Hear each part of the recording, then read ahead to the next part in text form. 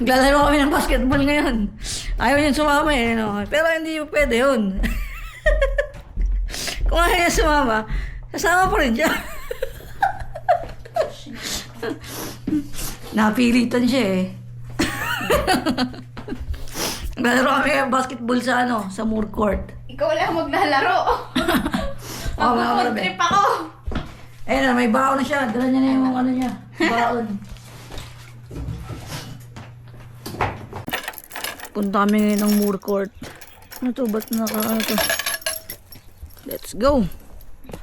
Lapit lang yung court dito. Nandiyan lang sa harapan.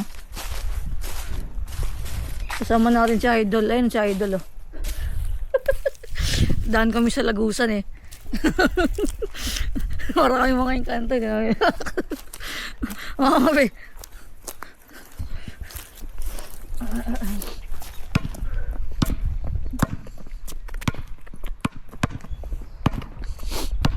Sulit na namin eh. Habang nandito pa kami. Di ba? Siyempre.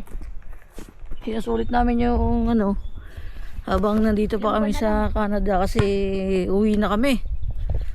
Wala na, nakapag-desisyon na ako kanina eh. Sinabi ko na sa isa sa dahilan kaya kami napunta dito, sinabi ko na sa kanya na uuwi na ako.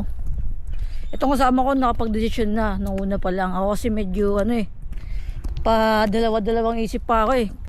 Yun na, final decision. Ang mahalaga, nasabi na natin kung ano yung mga gusto natin gawin, no? So, bahala na.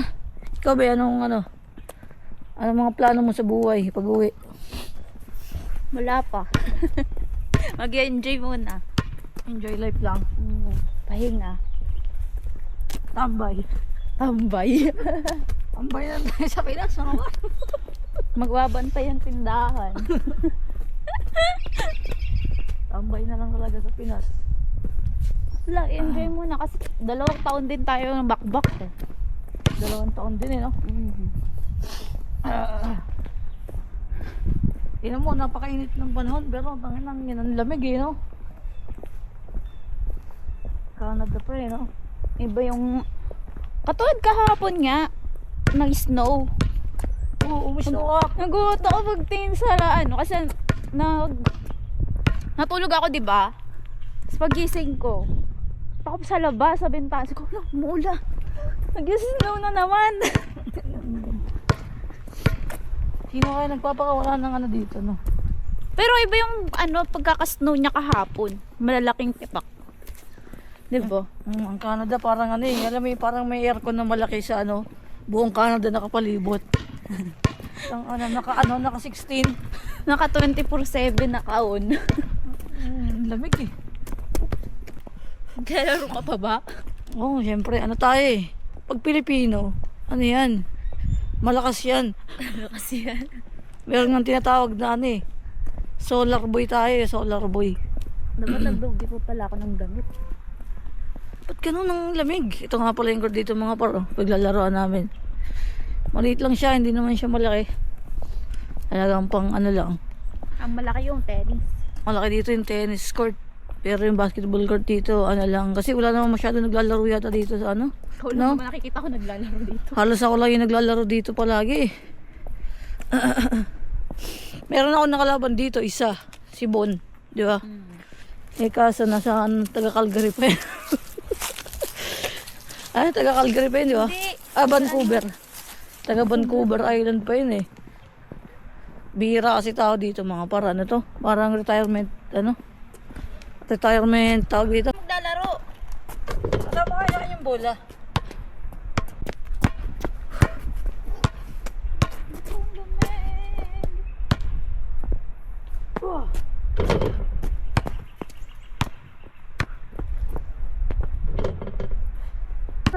Kala lang, dadali lang tayo.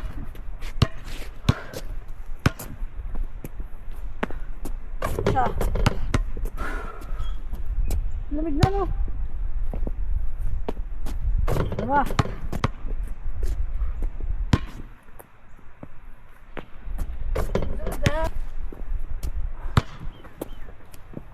Hindi na. Okay na.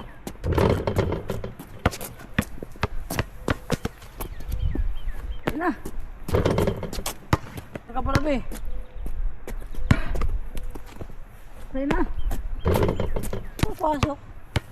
Ito, shot na talaga to. Shot na talaga to. Ayan, shootable yan eh. Hero. Nakashoot ako sa iyo bola. Okay. Okay, bantay. Pag nakashoot ako, sa iyo ulit bola. Ay, sa'yo na yung bola.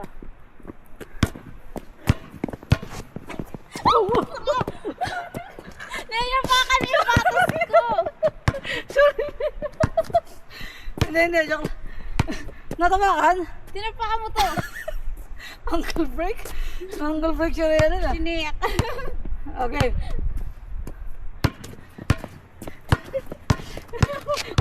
Hindi kita mo, din siya. Ayoko na makapit eh. Okay, 1-0. Okay.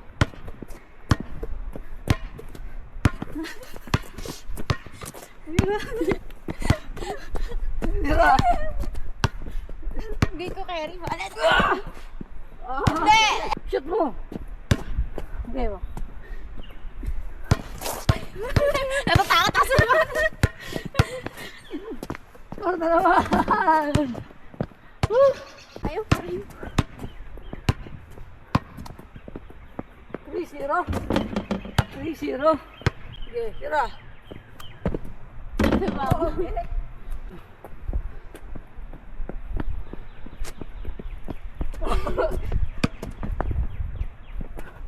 Four, 0.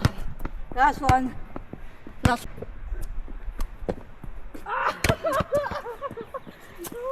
Antay. Wala!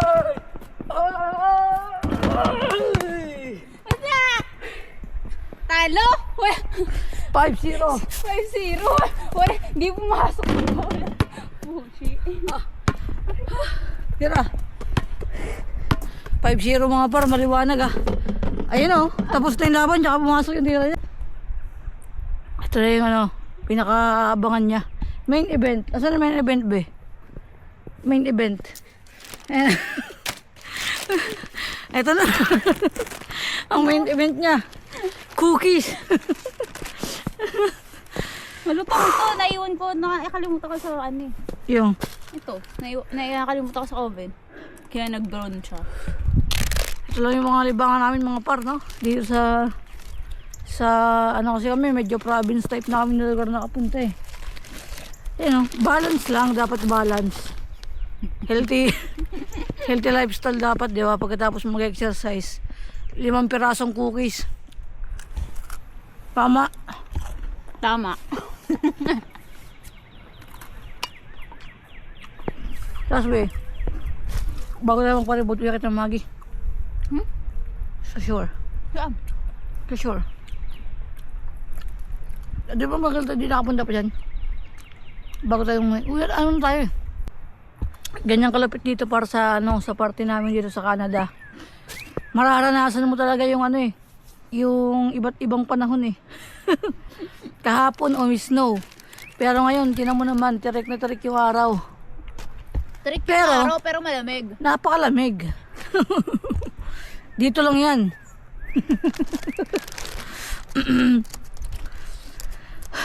Swerte rin na makaranas ng ganitong ano, panahon, di ba?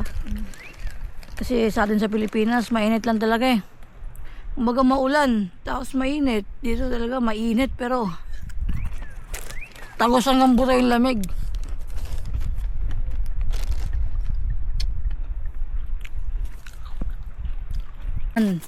Papunta sa Danger. ayun oh, danger oh. Danger trail. Kita niyo ba yan par? Danger trail daw kaya kailangan natin magdoble ingat.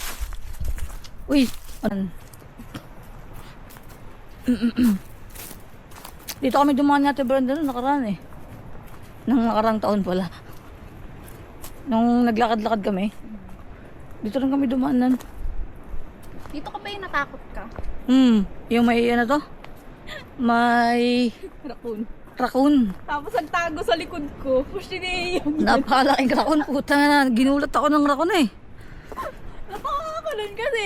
Imbis na ikaw yung nasa unahan ko. Nagtago ka sa likod ko. Napakalaki ng raccoon. Nagulat kasi ako, kaya ako napatalon sa likod niya. Ano yun na raccoon na yun eh. Masyadong ginagulat ang pagka mo eh. Lalaki mo eh, no? Napapagalataan tuloy eh. Ito ay may mga daan din pa, hindi. Ay oo, may daan din pa pala dito. Hindi. Oh. Space lang talaga siya. Tignan mo naman yung paligid par. No? No? Yung mga ganitong paligid sa movie mo lang doon nakikita eh, no? Tignan mo naman. What a view. What a view mga paro. Be, parang ang sarap mag-take ng picture dito. Picture tayo dito ng summer. Summer, malamig. Magdedress ako. Yun, tignan mo naman yung lugar par. Napakaganda. Somerset House. Ah, dito. Taking tayo. Parang nasa no? Nostalgia eh. Picture nga kita, be. Picture Nasa nga. Narnia. Picture nga tayo dito. Napa-stop kami. Kami, picture taking kami. Napakaganda ng view. Tsaka na, kasi yung liwanag eh. Lumalapat yung liwanag sa lugar eh. Parang lagusan. Yan oh. Ganda naman dito. Kita nyo ba yun mga par? Parang kang nasa movie. Tingnan mo naman. Picture dito. Ito kami dadaan ngayon.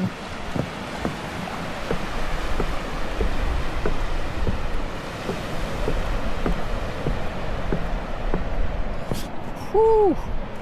Napakaganda.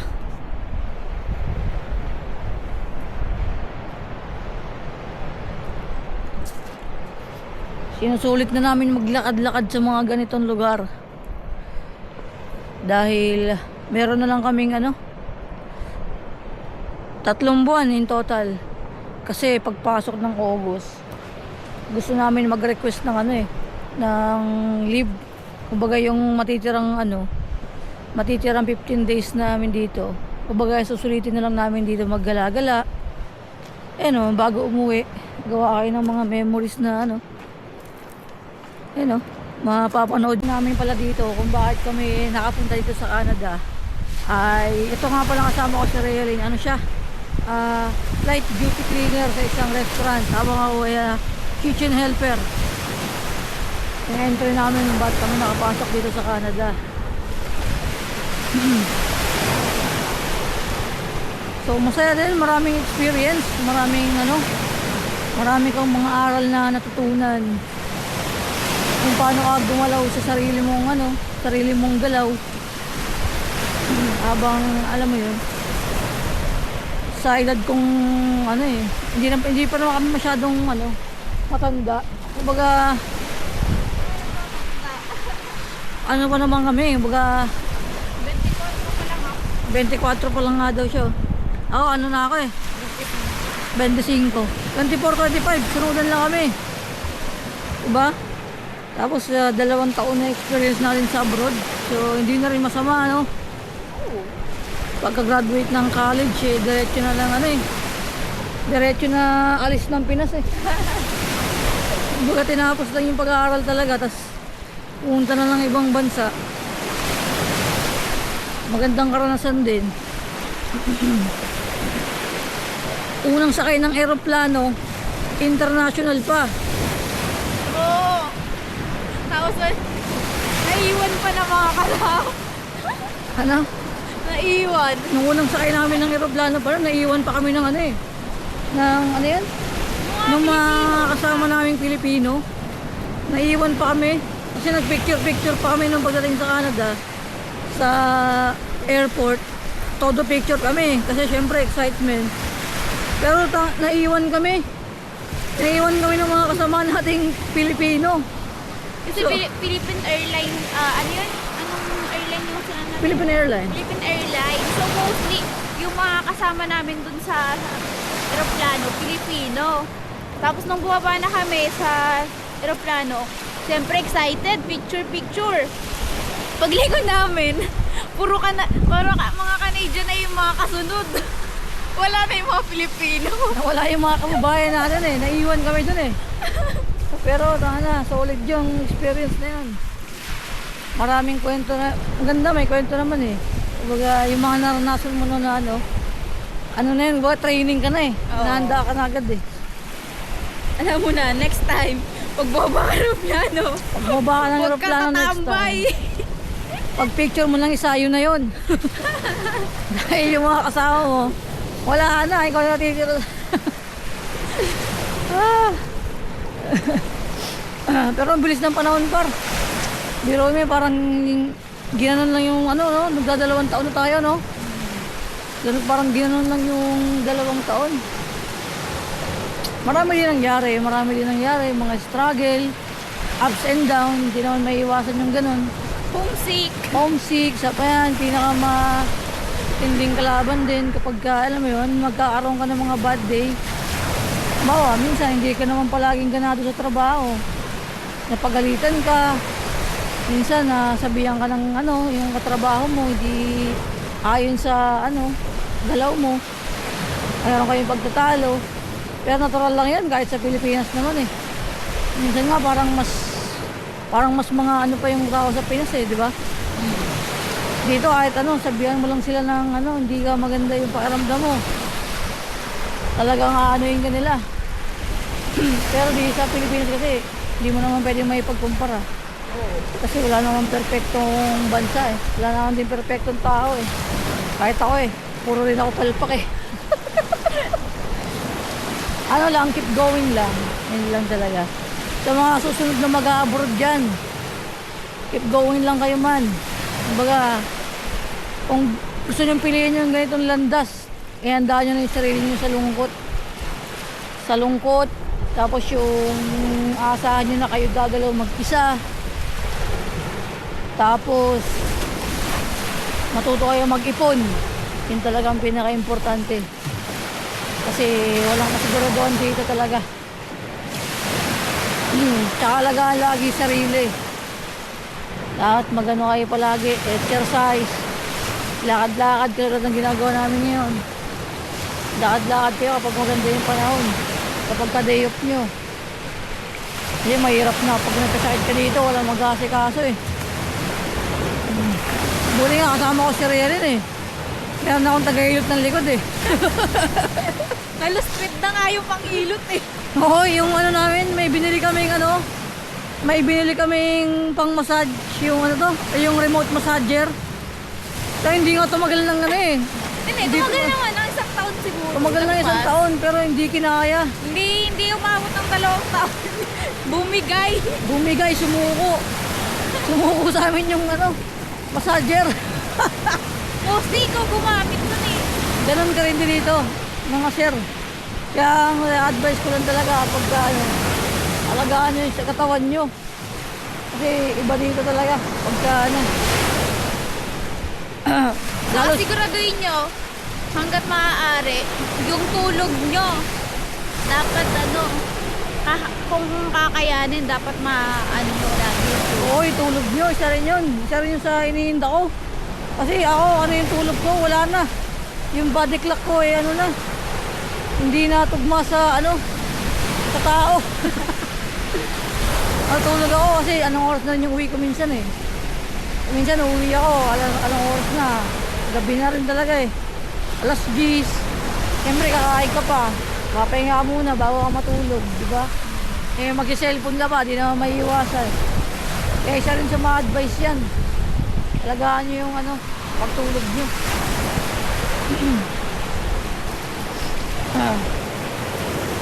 At ito na, paakyat na kami. Alam nga pala yung namin, yung cottage na ini-stay namin dito. Ayan. Napakaganda niyan. Sa summer, dito kami yung maglalagay ng upuan. Dito kami. Tambay kami dyan. Ligo-ligo kami dyan. Tapos magkaayak tayo dun. Sa unahan. Kila Ate Lori. Di ba? Layo pa yun. Dun yun, di ba? Sa may bato na yun, oh. Yung panahon. Pinaparaket na kami mga par. So, ano yan? Basag na bote, pero naging shape ng heart. So, yun ang mga par. Raket na kami mga par. So, kita-kita na lang tayo sa next vlog. Yun lang, nakapagbagi lang kami ng ano, ng karanasan habang naglalakad-lakad kami. So, yun lang. Kita-kita na lang tayo sa susunod kung saan man. Make your own kind of music. Lakad na kami sa par. Paakyat.